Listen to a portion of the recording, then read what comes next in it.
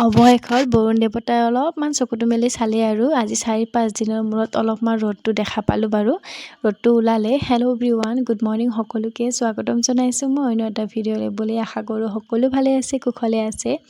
এইফালে ৰাতিপুৱা উঠি গা পা ধুই আহিলোঁ। উঠোতে প্ৰায় দেৰিয়ে হৈ গ'ল, যিহেতু এতিয়া স্কুলো বন্ধ, গতিকে উঠোতে দেৰিকৈ উঠি আছোঁ। ৰাতিপুৱা সময়ত স্কুল থাকিলে আচলতে ৰাতিপুৱা সময়কৈ বহুত বেছি জল্দি হৈ যায়। এতিয়া যিহেতু স্কুলো নাই, লাহে ধীৰে কৰিব পাৰোঁ কামখিনি, যিহেতু বাহিৰত ওলাই যোৱা ঘৰৰ কাম কৰিব লগা মানুহ কোনো নায়েই, দেৰিকৈ উঠিলেও কথা নাই, মা দেউতা আৰু মইহে যি, গতিকে আৰু ইফালে ৰাতিপুৱাই বেছি সংখ্যক পাকঘৰৰ পৰাই যিহেতু ভিডিঅ'টো আৰম্ভ কৰোঁ। এয়া পাকঘৰতে সোমালোঁ চিধাই, কাৰণ ৰাতিপুৱা সময়নো কি কৰিম, প্ৰথমতে খোৱা বোৱা ব্যৱস্থাটো কৰিব লগা হয়, নহয় জানো। এইফালে বাচন বৰ্তনখিনি ধুই আহিলোঁ। মই যিহেতু ৰাতি বাচনখিনি ধুই নথওঁ আৰু ৰাতিপুৱাই ধুওঁ।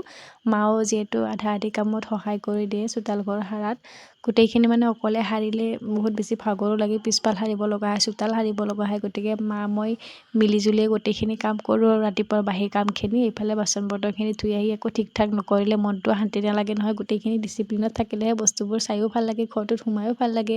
আৰু এইফালে মই ঠিক ঠাক কৰি লৈ প্ৰথমতে ৰাতিপুৱা একদম কুহুমীয়া গৰম পানী এগিলাচ যিহেতু খাওঁ, কেতিয়াবা অৱশ্যে খোৱা নপৰে, কিন্তু মনত পৰিলে খাওঁ আৰু তাৰপিছতে ভাবিলোঁ আজি অকণমান বেলেগ এটা কিবা বনাম, ঘুগুনি আৰু পুৰি খাম। ৰাতিপুৱা চাহ তাহনো কিমান খাই থাকিম, আকৌ ভাতখিনিও খাই থাকিবলৈ খুব বেয়া পাওঁ মই ৰাতিপুৱা সময়কণত, গতিকে আজি ভাবিছোঁ এয়া মটৰ বনাম ঘুগুনিৰ সৈতে, ঘুগুনিৰে মটৰ বনাম আৰু পুৰি বনাম। এইখিনি আকৌ যোৱাকালি ৰাতিয়ে মুখখিনি তিয়াই ৰাখিছিলোঁ ল'ৰাক খুৱাবৰ কাৰণে।